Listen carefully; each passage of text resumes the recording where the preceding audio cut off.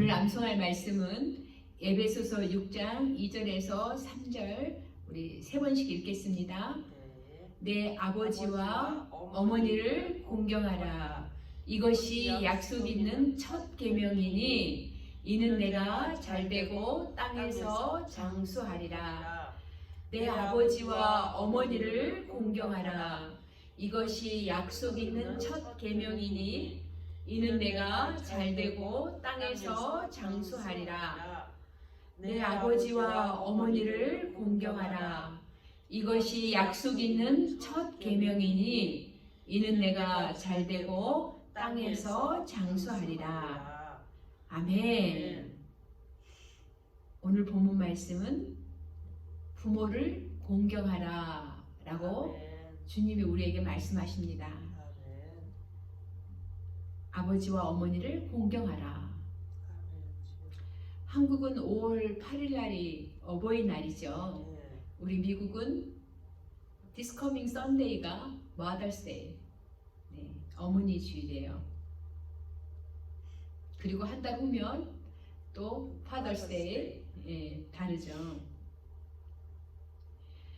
여기 에베소서 6장 1절에 보면요, 자녀들아 너희 부모를 주 안에서 순종하라. 이것이 옳으니라 라고 기록되어 있어요. 주 안에서 순종하래요. 이 말씀은 부모님이 예수님 못 믿게 한다라고 했을 때 안 믿으면 안 되는 거예요. 부모님이 예수님을 모르면 우리는 부모님이 예수님을 만나서 천국 갈 수 있도록 우리가 전도해야 합니다. 그게 주 안에서 부모를 순종하는 길이에요. 내가 예수님을 믿는데 너 예수 믿으면 뭐 호적에서 파겠다, 나하고 뭐 이렇게 끝나겠다 이렇게 하더라도 우리는 하나님의 계명에 먼저 순종해야 하는 것입니다. 그게 주 안에서 부모에게 순종하는 것이 하나님의 옳다라고 말씀하세요. 이 에베소서 6장 2절 3절에 같은 말씀이 십계명에 보면은요, 십계명의 5절에 출애굽기 20장 12절에 내 부모를 공경하라. 그리하면 너희 하나님 나 여호와가 내게 준 땅에서 내 생명이 길리라. 이렇게 기록되어 있어요. 십계명에 보면 첫 번째에서 네 번째는 우리 하나님을 사랑하고, 그리고 다섯 번째에서 열 번째까지는 이웃을 사랑하는 거. 네. 율법을 전체적으로 보면 율법사가 그렇게 마태복음에 보면은 질문을 해요. 예수님께 어느 계명이 가장 크냐고 여쭤보니까 예수님께서 하신 말씀이 그렇죠. 모든 것을 다하여 마음을 힘과 모든 목숨을 다하여 하나님을 사랑하고 이웃을 내 몸과 같이 사랑하라. 그런 말씀을 주시죠. 근데 오늘 말씀은 약속 있는 첫 계명이라고 하셨어요. 아버지와 어머니를 공경하라. 이것이 약속 있는 첫 계명이니 내가 잘되고 땅에서 장수하리라. 아멘. 우리 다 이 땅에서 잘되고 장수하고 싶죠. 아멘. 네, 먼저 하나님이 우리에게 주신 부모님을 공경해야 합니다. 잘 섬겨드려야 돼요. 그러면은요, 시어머니 나오미하고 룻 스토리가 있죠. 기억나죠? 이 사람들이 유다 베들레헴에서 살았어요. 근데 그곳에 흉년이 들어서 어려워지니까 좀 재산이 풍족했던 사람들 같아요. 좀 살기 좋은 모압 땅으로 이민을 가요. 모압 땅으로 이민을 갔는데 네 가정이 아들 둘하고 아버지 남편하고 그렇게 네 명이 이민을 갔는데 남편이 세상을 떠나고 자식들은 결혼했는데 한 10년 만에 아들 둘도 잃어요. 아들들도 몸이 약했던지 세상을 떠나요. 죽어서 정말 처량하죠.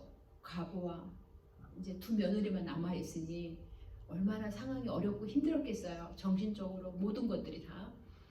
그랬을 때 그때 들리는 소리가 우리 민족 저 유다 베들레헴에 다시 하나님께서 복을 주셔서 먹을 것이 있더라 라고 듣고는 이제 두 자부를 데리고 그곳을 향해서 다시 이제 자기 고향으로 돌아갑니다. 그때 두 자부하고 누나하고 돌아가는데 그때 이제 나오미가 두 며느리에게 이렇게 얘기를 해요.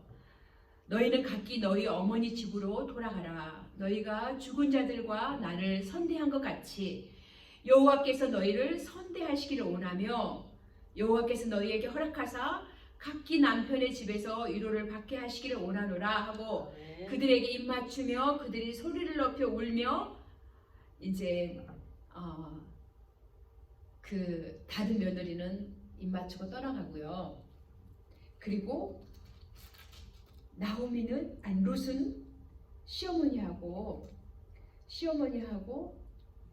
정말 결심이 대단해요. 아주 선한 결단과 결심이 대단한데 그 시어머니에게 어떻게 얘기하냐면요. 룻이 이렇게 말해요. 시어머니에게 내게 어머니를 떠나며 어머니를 따르지 말고 돌아가라 강권하지 마옵소서. 어머니께서 가시는 곳에 나도 가고 어머니께서 머무시는 곳에서 나도 머물겠나이다. 어머니의 백성이 나의 백성이 되고 어머니의 하나님이 나의 하나님이 아멘. 되시리니 아멘. 어머니께서 죽으시는 곳에서 나도 죽어 거기에 묻힐 것이라. 아멘. 만일 내가 죽는 일 외에 어머니를 떠나면 어머니께서 내게 벌을 내리시고 더 내리시기를 원하나이다 하는지라. 나오미가 룻이 자기와 함께 가기를 굳게 결심함을 보고 그에게 말하기를 그치니라. 룻이요 정말 내가 죽는 일 외에 어머니를 그런 여인이 어디 있겠어요. 그쵸?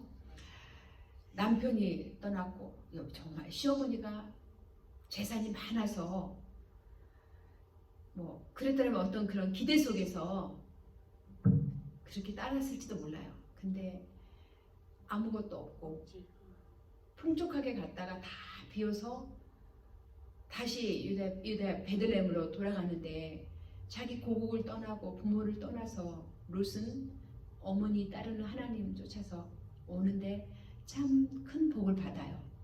물론 보아스라는 재력 있는 그런 또 남편을 만나게 되죠. 하나님 은혜를 베푸셔서 그게 만나게 되는데 정말 룻기를 보다 보면 이 룻이 시어머니에게 했던 그 헌신, 그쵸? 그 효부죠. 굉장히 효부고, 이런 며느리가 어디 있겠어요? 이런 며느리가 정말 그래서 그 보아스라는 남편을 하나님이 또 그 먹을 게 없으니까 보리 이삭 때 돌아왔거든요. 그래서 보리 이삭을 막 주어요. 어머니하고 고고 이제 빠서 식사하려고.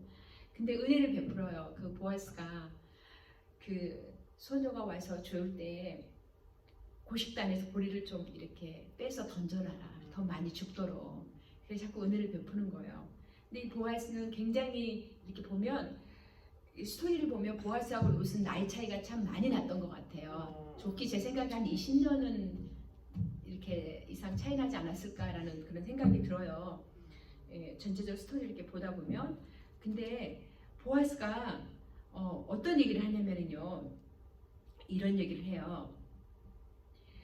룻에게 내 남편이 죽은 후에 내가 시어머니에게 행한 모든 것과 내 부모와 고국을 떠나 전에 알지 못하던 백성에게로 온 일이 내게 분명히 알려졌느니라 들었다는 거예요.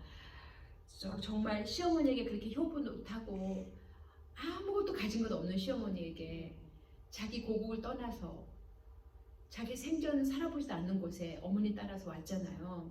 그 효부의 그 스토리가 효연이 정말 다 들었다는 거예요. 보아스가. 그러면서 어떻게 이렇게 축복의 말씀하냐면 보아스 2장 12절에 여호와께서 룻기 2장 12절에 여호와께서 내가 행한 일에 보답하시기를 원하며 이스라엘의 하나님 여호와께서 그의 날개 아래 보호를 받으러 온 내게 온전한 상 주시기를 원하노라 하는지라. 이렇게 보아스가 룻에게 이렇게 정말 축복의 말씀을 합니다. 예, 정말 너무나도 귀한 스토리. 그래서 이 룻하고 보아스가 결혼해서 낳은 아들이 뭐예요? 오벳이에요. 이 오벳은 누구예요? 이새의 아버지란 말이에요. 이새는 누구예요? 다윗의 아버지예요. 그렇다면 이 모압 여인을 통해서 예수님의 혈통이 온 인류를 구원할 예수님의 혈통이 된 거예요. 예. 그래서 참 놀라운 축복을 받았죠. 정말 우리가 이 시어머니에 대한 헌신, 희생, 정말 이 루스토리를 보면 항상 볼 때마다 감동이고 은혜인 것 같아요. 예. 우리가 부모가 정말 예수님을 모른다라면 반드시 전도하고 예수님을 전하는 게 저는 효도하는 첫 번째 길이라고 생각해요. 그렇죠? 예, 그리고 우리가 반드시 주 안에서 순종해야 되는 거. 예, 너 교회 가지 말아라. 그럼 너 나하고 끝난다. 이러면 순종하면 안 되는 거예요. 그거는 악한 영이 또 부모를 통해서 나를 막구나 하고 빨리 깨닫고 주님 앞에 나와야 되죠. 그렇죠? 예, 제가 오늘 이 말씀을 같이 나누고 싶었던 게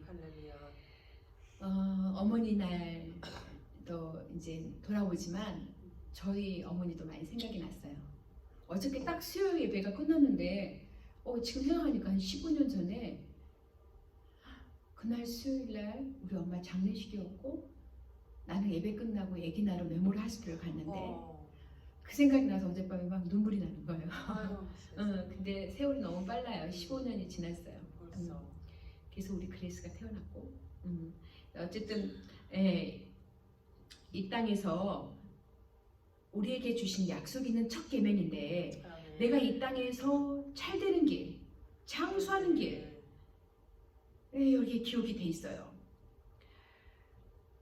부모의 입장에서는 어떨 때 가장 행복하냐면요. 하나님도 그럴 것 같아요. 우리 주 안에서 하나 된 형제 자매가 서로 사랑하고 행복하고 지낼 때, 사이좋게 지낼 때 하나님은 기뻐하실 거예요. 제가 부모 3자녀가 있잖아요. 그러니까 그 3명이서 서로 사랑하고 이해하고 위해주고 행복한 모습 보면 너무 제가 행복해요. 예. 근데 이제 결혼했는데 결혼해서 각자 행복하게 잘 사는 모습이 또 나를 행복하게 만들어요. 예, 그래서 자신이 행복하게 기쁘게 잘 사는 것이 부모에게 효도하는 것이다. 부모님께 즐겁게 해드리는 것이다 라고 이건 제가 깨달아지는 거예요. 네, 제가 29살에 암에 걸렸잖아요. 그때 아파가지고 부모님한테 알려야 되잖아요. 그때 이제 속죄를 하기 참 쉽지 않은 때였는데 전화를 해서 저희 아버지한테 이제 제가 암이래요 이렇게 전화를 하니까 그 너머에 들리는 그 아버지의 음성이 제가 느껴지는 거예요. 분명히는 울고 계셨어요. 힘드셔서. 그래서 그때 제가 느껴지는 게 부모님께 효도하는 길은 내가 건강하고 내가 기쁘고 내가 행복한 게 부모에게 가장 큰 효도다라는 생각이 들었어요. 그러니까 건강관리도 잘해야 되는 거예요. 내가 부모님 먼저 세상을 떠나면 부모님한테 가장 가슴 아픈 일인 것 같아요. 그렇죠? 자식을 먼저 앞세우면 가슴이 묻는다고 하잖아요. 그때 제가 깨달아지는 게 그래 내가 건강하게 행복하게 저렇게 살아가는 것이 굉장히 부모에게 효도인 것을 내가 그때 깨달았어요. 다 틀리겠지만 제가 깨달았던 건 아는 거예요. 그래서 내가 행복하게 기쁘게 그렇게 사는 것이 부모님께 효도하는 것이다. 부모님을 즐겁게 해드리는 것이다. 네, 늘 슬퍼하고 우울해하면 부모님 행복하시겠어요? 효도하는 게 아니겠죠? 그리고 두 번째는 부모님을 공경하고 잘 섬겨야 하는데 중요한 게요. 이 순서가 바뀌어지면 절대 안 돼요. 우리가 물질로도 여러 가지 부모님을 섬길 때 항상 가장 첫 번째 하나님이 계셔야 돼요. 최우선순위에 그 다음에 부모님인 거예요. 그러니까 하나님을 잘 섬기면 부모님한테 효도할 수밖에 없어요. 근데 하나님이 빠지고 그 위에 부모님이 계시면 안 행복해요. 네, 하나님이 안 기뻐하세요. 그래서 항상 여러 가지 면에서 하나님을 가장 잘 섬기고 그 다음에 부모님을 섬기고 이렇게 했으면 참 좋겠어요. 그러면은 하나님께서 정말 할렐루야. 기뻐하시죠. 그 순서가 바뀌어지면 안 된다는 거. 그래서 제가 그 욥기서에 보면 32장 9절에 그런 말씀이 있어요. 어른이라고 지혜로운 게 아니고 노인이라고 정의를 깨닫는 것이 아니니라, 그런 말씀이 있는데, 그쵸? 어른이라고 나이가 들었다고 지혜롭고 노인이라고 깨닫는 것도 아니에요. 그렇지. 중요한 거는 예수님 자체가 지혜시고 예수님을 만나야지 지혜롭게 되고 깨닫게 되는 거예요. 아멘. 우리가 7, 80대도 아멘. 하나님을 만나지 못하면 지혜가 있겠냐고요. 그쵸? 네. 그래서 그게 정말 맞아요. 저는 23살에 결혼을 좀 일찍 결혼을 했죠. 근데 그때 하나님의 지혜가 있었던 것 같아요. 그래서 우리 목사님 직장생활 했을 때, 그때 샐러리가 딱 나오면 가장 먼저 하나님 앞에 타이드 딱 정해놓고 연봉돈 딱 정해놓고 그 나머지로 제가 시댁에 이렇게 얼마를 보내드리려고 했어요. 근데 목사님이 양쪽 부모님한테 같이 다 하라고, 그래서 그 액수를 정해놓고 양쪽 부모님한테 이렇게 생활비를 어느 정도 이렇게 제가 효도할 수 있는 길로 하나님 말씀, 부모를 순종하라 그랬으니 공경하라 그랬으니까 우리가 표현해 드려야죠. 그래서 그때 내가 이렇게 금액을 정해놓고 양쪽 가정에 보내드렸어요, 용돈을. 근데 지금 생각해도 그건 참 잘한 것 같아요. 왜냐하면 그렇게 큰 액수는 아니었어도 그래도 부모를 공경한다, 사랑한다, 이런 거는 반드시 표현되어져야 된다는 거. 아멘. 그쵸? 표현되어져야 되잖아요. 사랑하는 거, 감사하는 거, 공경하는 게 아멘. 전화든 카톡이든 문자든 어떤 물질이든 선물이든 표현되지 않으면 어떻게 알아요? 모르죠. 네. 그래서 제가 그러니까 엄마가 돌아가시고는 후회하는 게, 우리 엄마가 69세에 돌아가셨거든요. 그러니까 되게 일찍 가셨잖아요. 갑자기 사고로. 그러니까 사람은 태어나는 게 순서는 있어도 가는 거는 순서가 없고, 그렇지. 내일 일은 남 몰라요. 내일은 남 몰라요. 하루하루 삽니다. 아멘. 예, 갑자기 제가 그때 그레이스 날려고 오늘래 하고 있을 때 한국에서 연락이 온 거예요. 그래서 정말 많이 힘들었어요. 네, 아침에 그 그레이스하고 나누면서 또 울었어요. 왜 힘들었냐면, 일단은 정신적으로 딱 힘드니까 아기도 뭉쳐서 안 나오고 고생 다 하다가 수술하고, 또 수술하고 나서 회복이 안 돼가지고 몸이 너무 많이 망가져서 침 맞으러 다니고 한약방 다니고 많이 힘들었는데, 그때 아무튼 정말 드라마 같은, 어떻게 나는 아기 나누고 우리 엄마는 장례식이고, 그러면서 정말 힘들었어. 근데 그 힘든 것 중에 하나가 뭐였냐면, 그때 이제 우리 큰애가, 베키가 좀 몸이 안 좋아서 참 많이 힘들어서 제가 많이 울었을 때예요. 아무도 모르죠. 그래서 엄마 목소리만 들으면 내가 자주 연락을 드렸는데, 그때 잠깐 한 3, 4개월 연락을 안 드렸어요. 내가 마음이 너무 힘들어서 엄마 목소리만 들으면 통곡할 것 같아요. 나 힘들다고. 그럼 또 가슴이 너무 아프시잖아요. 그러니까 우리 언니하고 늘 얘기하고 울고 그랬었는데, 그게 너무 후회가 되는 거예요. 그래서 감정은 부모님한테 이렇게 같이 나 힘든 것도 사랑하는 것도 표현을 했으면 좋겠어요. 정말 사랑하고, 요즘 내가 좀 힘든데 기도해 달라고. 이 룻기에 보면 그날 보리 이삭을 줍고 이제 어머니가 그래요. 오늘은 어디서 어떻게 했니? 누구를 만났니? 그러면 이 룻이요, 시어머니한테 정말 하나하나 꼬치꼬치 다 숨김없이 다 아뢰는 거예요. 어머니 오늘은 어디 만났는데 보아스 밭에서 만났고 그가 은혜를 베풀었고, 이게 다 하니까 정말 얼마나 시어머니가 딸처럼, 정말 며느리를 딸처럼 여기고 행복했겠어요. 외롭지 않고. 그런 것처럼 제가 이제 큰애 때문에 맨날 병원에서는 최후를 얘기하니까, 이렇게 되면 생명에도 유독하다, 이러니까 늘 마음이 많이 힘들어서 정말 새벽에 나의 눈물을 정말 주의 병에 담으소서 하고 맨날 울었어요. 아마 그래서 우리 그레이스가 엄마 내가 그래서 이렇게 많이 우나 봐. 이제 그런 어쨌든 그러고 나서 이제 엄마가 딱 가셔버렸잖아요. 그러니까 제가 사실은 아기 낳고 나면 그 기쁜 소식을 어머니한테 알려드리면서 그때 이제 같이 얘기를 하려고 했었어요. 근데 가셔버린 거예요.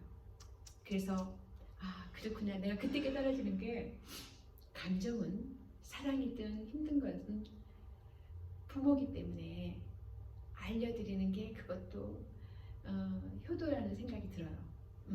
그냥 감춘 것보다 내가 힘든 거, 내가 사랑하는 거 이렇게 있을 때 표현을 해야지. 그렇지. 그 자리에 안 계실 수도 있다라는 거. 이거 생각을 했으면 좋겠어요. 그래서 그렇게 엄마가 가시고 이제 수술해서 애기 낳잖아요. 근데 그게 이렇게 수요일 목요일 딱 맞는 거예요.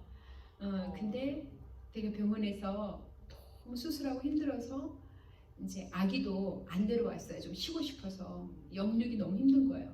그래서 이제 아기 방에 놔두고 있는데 너무 슬픈 거예요. 아기 낳는데도 엄마 때문에. 그래서 꿈을 꿨어요. 엄마 한 번만 보고 싶은 거예요. 근데 새벽에 생각이 나요. 2시 35분쯤 된 것 같아요. 꿈을 꿨는데 하얀 저고리에 까만 치마를 입고 우리 엄마가 병원 문을 열고 들어오신 거예요. 어머 어떠니? 하고 들어오셨어. 그래서 내가 수술했으니까 배가 아프잖아요. 엄마 하고 딱 눈을 떴는데 꿈인 거예요. 우리 엄마는 어머 좀 어떠니? 하는 그 표정으로 고생했다 어떠니? 이렇게 하고 모셨는데 어쨌든 제가 너무 아픈데 딱 깼어요. 그래서 막 배를 웅크지고 울고 있었던 거예요. 울고 있었는데 그때 하나님이 간호원을 딱 보내주신 거예요. 천사를. 간호원이 그 시간에 어떻게 타이밍이 딱 맞냐고요.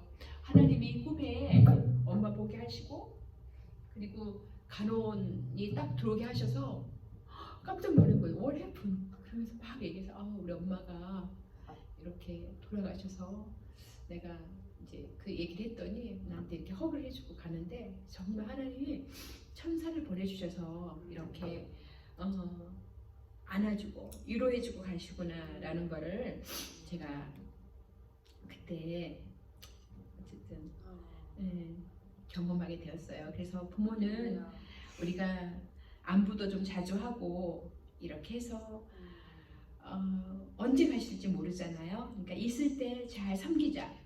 돌아가셔서 무덤에 가서 잘 섬기면 무슨 소용이 있겠어요? 살아계실 때 찾아가 뵙고 인사드리고 안부하고 있을 때 잘 모시자. 네. 이제는 부모가 돌아가시고 안 계신 분들은 어떻게 해야 할까요? 네, 그렇죠. 이제 우리 영원하신 아버지는 하나님이시고 이제는 우리 권사님도 부모님이 안 계시고 저도 이제 부모님이 안 계시는데 우리 예수 안에 주변에 연세 드신 분들을 잘 섬겨야 합니다. 레위기 19장 32절에 보면은요 이런 말씀이 있어요. 제가 읽어드릴게요. 너는 센 머리 앞에서 일어서고 노인의 얼굴을 공경하며 내 하나님을 경외하라. 나는 여호와이니라. 센 머리 앞에 일어서고 노인의 얼굴을 공경하래요. 네, 이 여호와를 내 하나님을 경외하라. 나는 여호와니라. 우리가 연세 드신 분들 잘 섬겨드리는 거 하나님이 기뻐하십니다. 그리고 디모데전서 5장 1절 2절에서 보면은요 늙은이를 꾸짖지 말고 고나되 아비에게 하듯 하래요. 아비에게. 그리고 늙은 여자에게는 어미에게 하듯 하래요. 그러니까 예수 안에서 부모가 없는 게 아니에요. 그렇죠?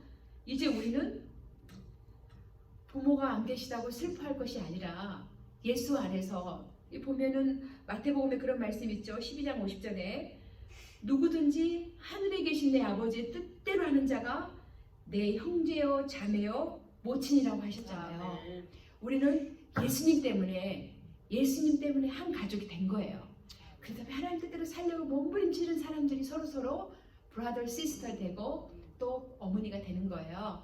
그래서 이제는 정말 예수 안에 있는 연세 드신 분들 잘 섬겨드리고 부모님이 안 계시다고 섭섭하거나 슬퍼하지 마시고 아멘. 우리 주변에 연세 드시고 힘드신 분들 잘 섬겨드리면 그게 부모님에게 효도하는 길이다라는 끝을 한번 다시 암송할게요. 에베소서 6장 2절에서 3절 말씀.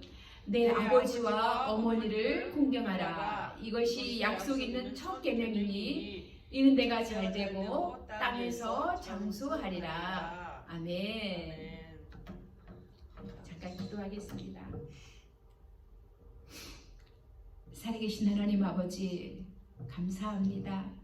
우리에게 말씀을 주셔서 언제나 위로해 주시고 힘을 주신 거 감사합니다. 하나님 이 땅에 살아가는 날 동안 부모를 공경하며 살아갈 수 있도록 도와주시고 그러는 자에게 하나님 이 땅에서 잘되고 또 장수하게 하시겠다는 축복의 약속의 말씀 감사합니다. 하나님 우리 주변에 연세 드셨고 힘없는 분들 아버지 하나님 어머니에게 하듯 정말 이들을 또 잘 섬길 수 있는 넉넉한 마음이 우리 안에 늘 있게 도와주시옵소서. 그리하여서 하나님의 말씀의 약속이 우리의 삶 가운데 이루어지게 하시고 하나님 항상 하나님을 경외하는 마음이 우리 안에 아버지 늘 충만케 도와주시옵소서. 아버지 하나님 하나님께서 우리 권사님 저 모두를 축복해 주셔서 아버지 하나님 이 땅에 산 날 동안 하나님의 계명 따라서 순종하며 살아가게 하셔서 하나님을 사랑하고 이웃을 사랑할 수 있도록 또 부모를 공경할 수 있도록 축복하여 주시옵소서. 감사하며 예수님의 이름으로 기도했습니다. 아멘.